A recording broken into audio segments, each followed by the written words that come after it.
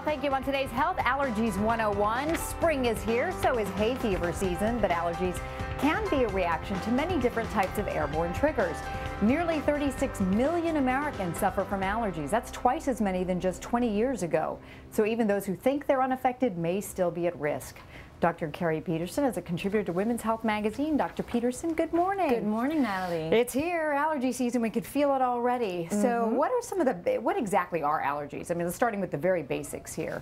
Well, allergies are when your immune system overreacts to really harmless substances like pollen, and it creates an antibody called IgE, which attacks them.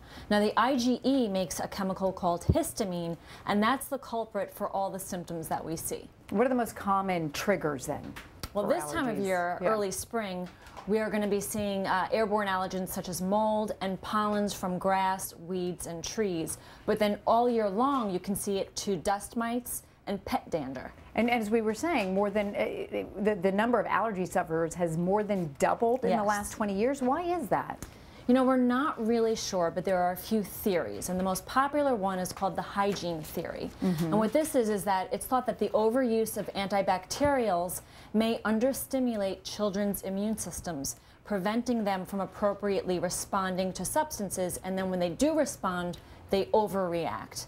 And then other theories are possibly global warming, which may just cause pollen to last a little longer throughout the season, pollution, which raises the dust content in the environment, and poorly ventilated homes, which traps dust mites in the house. Let's take a look at some of the allergy symptoms then as we put them up on the screen. And how do you tell them apart from your typical symptoms of a cold? Because a lot of them certainly look like those of a cold. Yeah, that's a great question. There's a lot of overlap. A lot of people are confused, but there are some characteristic symptoms with each. First off, colds rarely last longer than 14 days, whereas allergies can last weeks to months.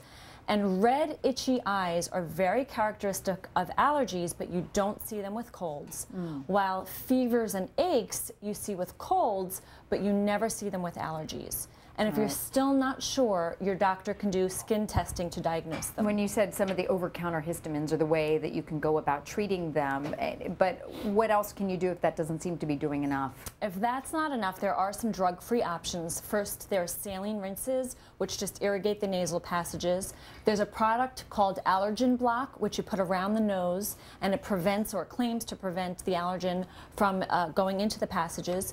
And then for some pharmaceutical options, we've got nasal steroid sprays, good old over-the-counter decongestants, nasal antihistamine sprays, which your doctor can prescribe for you, or a new class called leukotriene inhibitors, which also help relieve symptoms. And can you use these things daily? Is there a problem if you use them too much? You can use them daily. For extended periods, they've been found to be safe. Okay, and what about permanent solutions for those allergy sufferers? Anything that you can do to permanently get rid of them? Well, there are certainly options. Yeah, if you're not responding to the over-the-counter or prescriptions and your allergy symptoms are severe, you are a candidate for allergy shots. And these are when the doctor injects little tiny amounts of the allergen under the skin and you develop a tolerance to them.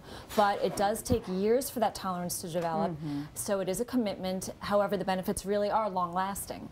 Does it really work all the time? And it's 100%? Most of it, not 100%. Nothing's 100%. Right, but it is quite effective. All right, and what are some tips to reducing allergy symptoms as well? Well, if you're allergy prone, check the pollen count for the day. You can find it online at a number of websites such as airnow.gov, and it gives you the air quality index, and if that's high, over 100, stay inside. And while you're inside, be sure to close the windows and consider getting an air conditioning that has a filter. If you're outdoors gardening or hiking, when you come inside, change your clothes because you can track pollen all over your house and wash them in hot water. And when you're outside, be sure to wear sunglasses. That prevents pollen from getting on your eyelashes.